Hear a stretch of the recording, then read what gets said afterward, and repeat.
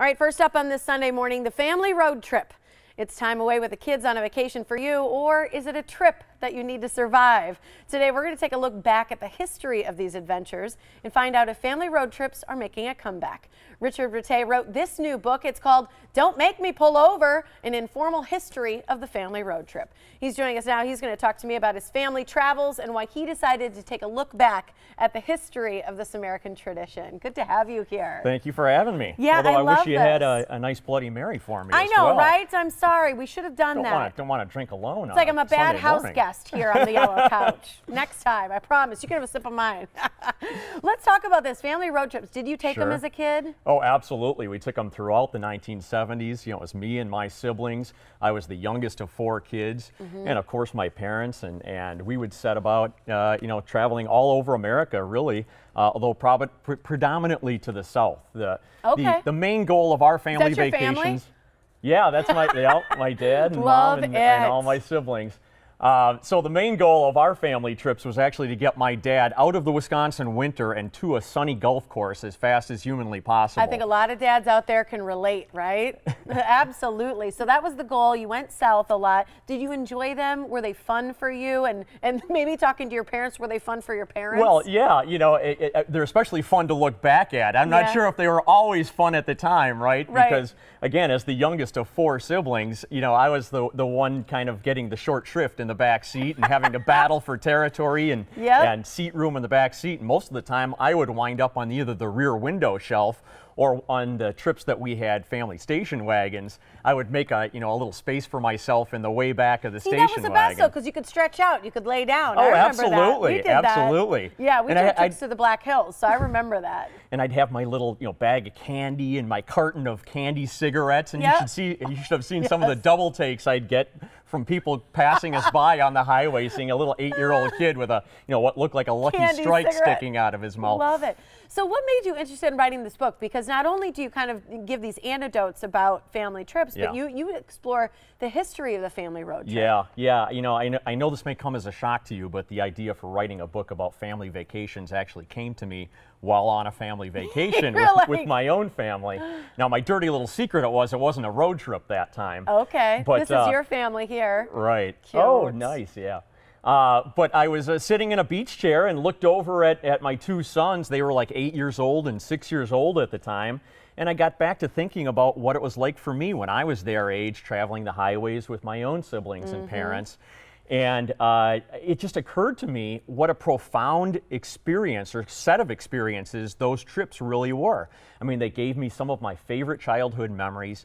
They broadened my horizons. That was one of my favorite childhood memories, the Black Hills. Yep.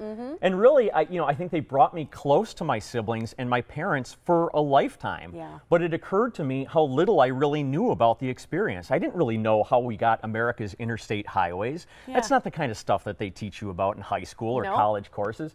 I didn't know how we got things like CB radios or police, fuzz busters, or why our station wagon had fake wood paneling on the sides. Why do they have fake wood paneling? Well, they used to be made entirely of wood, or at least the rear compartments, because they were customized by handymen who would take, the standard Model Ts, and then they would just create that back body all of wood. So it's kind of an homage to those early station wagons. Very cool. So I just, when I got back from that family vacation, I hit the library, I did a ton of research, and I was absolutely fascinated by what I found, and I just knew that I had the stuff to write a book. Yeah. So that's all included in this book. It's got all the history.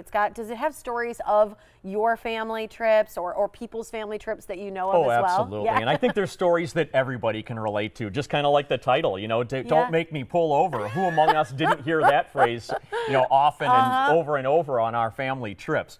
So I use kind of our family stories as a springboard to talk about some of this history of how we got some of those cool devices of the 70s, the 8-track tape players, and like I said, the fuzz busters, and all these other things that played into the road trip experience. Well, speaking of tapes and things like that, we actually had asked earlier in the week a lot of our viewers like what family vacation they loved or remembered the most, and a couple people brought up the fact that it was the tapes that they listened to that they remember, like Billy Joel and a couple different things like that. And that's one of the things you found, right, when thinking about this. It's not that you always remember the exact place. sites like Mount Rushmore or like Disney World or Disneyland or whatever. It's the little things in between that sort of stand out. It's the ice cream drive-through parlor that you go to, or the mini golf that you stop and do. And that's one of the big themes of the book, is that it was always about the journey. It was never about the destinations. You know, it was about bonding together with your family and sharing that quality time as a family, discovering the things that you could only find on America's highways, and sharing those experiences that could only happen to you while traveling together in a family car. All in one car. That's right, and that's that's really what the book is about. Well, what's interesting is because I think so much has changed these days when you think about family travel with devices, Absolutely. like like an iPad or a tablet and games and things like that. How do you think that either adds to the experience or detracts from the family experience? Well, again, I think what was special about those great family road trips that we all went on while growing up is that it was that shared experience. And now with all of our personal electronic devices, we each put on our own set of headphones. Maybe we're watching a movie or listening to an audiobook or texting our friends. And even though we're as close as we ever were in the same vehicle together, we're kind of in our own little worlds. Distracted. And so it's my hope, that there's evidence showing that millennials are coming back to the road trip because of all the hassle associated with today's, with getting on an airplane these days. So they're kind of coming back to the road trip. But I also hope we come back to that shared travel experience of spending quality time together as a family. Did you play I Spy?